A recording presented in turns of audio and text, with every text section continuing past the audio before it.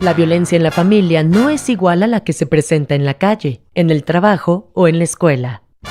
Desafortunadamente, la violencia familiar ocurre donde deberíamos estar más seguros, nuestro propio hogar. La violencia familiar ocurre cuando uno de los integrantes de la familia abusa de su autoridad, su fuerza o su poder para someter a sus miembros. El maltrato como una forma de violencia en cualquiera de sus formas es un acto de cobardía y en ningún caso se justifica. La violencia se puede manifestar en diferentes grados, mediante conductas agresivas que van desde gritos, insultos, burlas, ofensas, silencio, indiferencia, castigos, golpes, hasta casos de violencia sexual, privación de la libertad o lesiones que pudieran desencadenar un homicidio. Muchos son los factores que facilitan que el agresor ejerza violencia contra los miembros de su familia, teniendo como base la subordinación económica, moral y emocional de las víctimas con el agresor.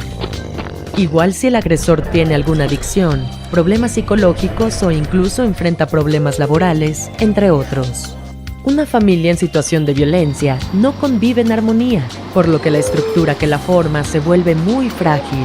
Y así, no se disfrutan los grandes momentos que la forman, como el crecimiento de los hijos. No hay solidaridad en las etapas económicas difíciles. No se disfrutan los eventos naturales de una familia, como nacimientos, graduaciones, bodas o vacaciones, por ejemplo.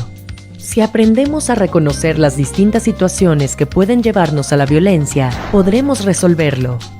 El agresor puede ser cualquier miembro del clan y generalmente maltrata a los menores a través de castigos, regaños, coscorrones, jalones o pellizcos. De esta manera, el niño aprende a someterse ante quien es más fuerte que él y lamentablemente también aprende a someter a quien es más débil. A pesar de que promueve y legisla sobre la equidad de género, algunos hombres actuando de manera machista se pueden volver violentos. Si provienen de hogares en los que hubo padres golpeadores, a veces imitan ese modelo de familia y pueden repetir el abuso. Algunos padres educan de forma tradicional, donde a los niños se les enseña a ser fuertes y duros, mientras que las niñas aprenden a ser tiernas, dulces o sumisas. En ambos casos, los castigos verbales y corporales están presentes en su vida bajo la premisa de enseñarlos a obedecer. Los agresores tienden a justificar el maltrato como resultado de la provocación o la desobediencia, sin comprender que solo logran crear resentimiento en ellos, afectar su autoestima y hacer que sean incapaces de amar, repitiendo el ciclo de la violencia.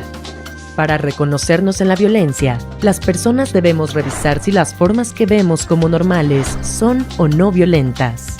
Por ejemplo, para corregir a nuestros hijos, debemos identificar cómo actuamos con ellos. Les gritamos, los golpeamos, nos burlamos o cómo actuamos cuando nos enojamos. Les dejamos de hablar, los ofendemos, los insultamos. ¿Cómo son nuestras actitudes hacia otros?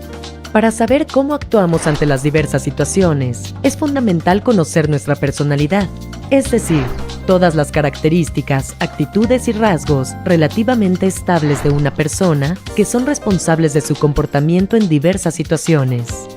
El ser humano necesita aprender a desarrollar una forma sólida de vida que le permita hacer frente a cualquier situación. Nuestras leyes nos protegen con derechos y oportunidades para desarrollarnos y convivir en una ciudad en armonía y paz. Para que esto sea realidad, debemos evitar la violencia en cualquiera de sus formas, reconociendo los hechos sin paralizarnos ni avergonzarnos, jamás callando. Por el contrario, pidiendo ayuda y, si es el caso, denunciar las situaciones.